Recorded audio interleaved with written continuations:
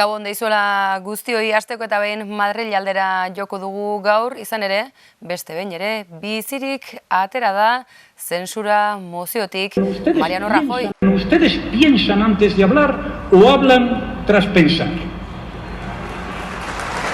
Baina lasai aizue, izan ere ekonomia datu onak ditugu eskuartean, eta azelerazio eta desazelerazioak ere izpide izan ditugu, izan ere ekonomiaren hazkundearen desazelerazioa izan dugu albiste. Mejor para todos. Desa es de rezado, ¿eh? Y cuanto peor para todos, mejor. Desaceleración, ¿vale? Temperatura epelak utzi dizkigu ekainaren 14 honek, tira, eguneko gai nagusiak bilduko ditugu segidan, lerroburuetan. Yo estoy convencido de que muchos presos y presas sí. Autokritikarik egin gabe, eskakizunik egiteko egoeran ez daudela erantzun die Iñigo Urkullu lehendakariak euskal presoei, gaur arratsaldeko albistea da hori, sakabanaketa eta urruntze politika bukatu arazteko eskatuz, euskal presoek igorretako gutunei erantzunez esan ditu horiek Urkulluk, Jaurlaritzako buruak dio presoek eta euren inguru edo komunitate politikoak ez dutela eta erakundeak egindako giza kalteaz irakurketa kritikorik egin.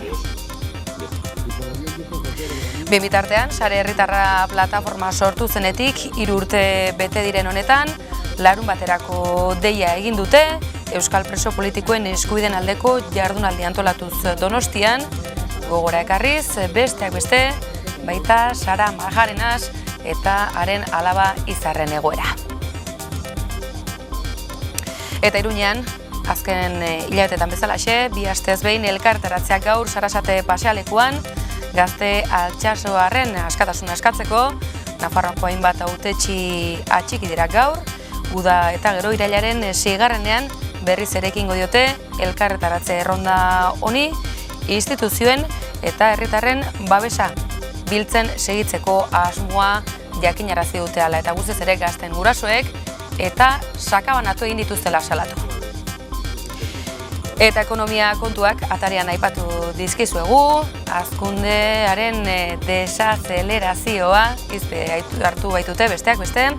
Tira, Jaurlaritzak espero du 56.000 lanpostu sortzea datozen 2 urteotan, aurreikuspenak beteko badira, krisiaren eraginez galdutako enpleguaren 3 laurdenak berreskuratuko lirateke honen bestez. Eta bestalde, bidegi auzia izpide, instrukzio fasea 5 urtez luzatu baitu epaileak, delitu zantzuak ikertzeko denbora gehiago behar duela, halaxe argudiatu du epaileak, kasuaren izaera konplexua eta teknikoa. Esanaz, fiskalak egin du epea luzatzeko eskaria, peritu frogak ez direlako egin besteak beste Euskal Herria Bildu, pozik erabakiarekin, epaileak sinesgarritasuna eman dielako aurkeztutako 2 kereilei. Eta emakumeganako indarkeria izpide hartuko dugu baita ere, buruko gaixotasunak dituzten 4 emakumetatik 3 tratu txarrak jasan dituztela baitio FEDEAFES buruko erien elkarten federazioak plazaratutako ikerketak. Kezkagarriak datuak eta ondorioak hauetxek espezializatutako zerbitzuak beharrezkoak direla emakume hauek hartatzeko.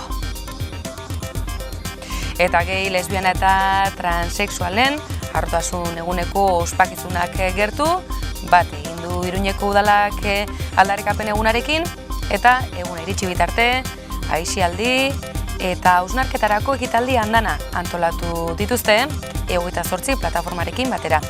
Besteak beste, LGTB zentroa zabalduko dute eta ekainaren 28an manifestazioa egingo dute aniztasunaren alde. Eta Nafarroan segituz, temperatura epelak eta beroagoak ere bai, sute arriskua temperatura altuen ondorioz, arriskua areagotu egin dainbat zonaldetan, gobernuak ohartarazi du, suteak eragin ditzaketen jardurak ekidin egin behar direla, esan da bezala, ez da sute albistea, baina sute arriskuan egon bagaudela bai. Eta kiroletan berriz, Osasunaren etorkizunaz ariko gara, estrainatu berri dugun Nafarroa gaur debate saioan, Osasunak denboraldi kaskarra egin duela onartu arren, gonbidatuek irtenbide zehatzak mahai gainean badaudela, aitortu dute, tira, Iruñeko erredakzioan gako nagusia taldearen esentzia mantentzea dela nabarmendu dute. Eta azken albistea, azken ordukoa berriz, Gorka Iraizoz, Gironara badijoala, urtebeteko kontratua sinatu duela, horixe azken ordua. Eta ikuskizunik ere izango da bestelakoan, Spartan Race lasterketa ezaguna aurkeztu baitute gaur Bilbon, han izan gara baita geu ere, xehetasunak jasotzen, eta bukatzaldera, doinu hauek ere bai, bart izan baitira, berretxarrak taldekoak, urte hurrena ospatzen ari den Donostiako Doka Kafe Antzokian.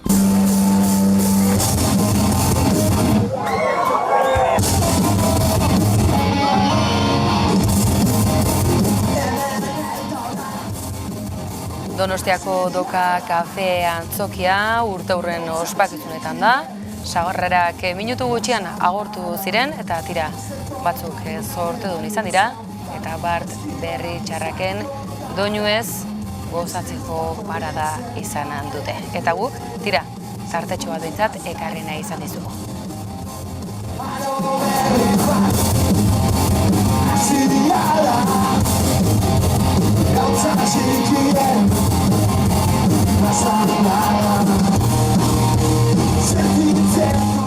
Hori beraz, Doka Kafe Antzokian bart ikusi ahal izan dena, tira, gaurkoz onaino heldu gara, badakizuela ere, une oro non izango gaitu zuen, sare sozialetan badakizue arraunean bagabiltzala, eta nahi eran eta online badakizue amaika.eus. Gabon pasaren.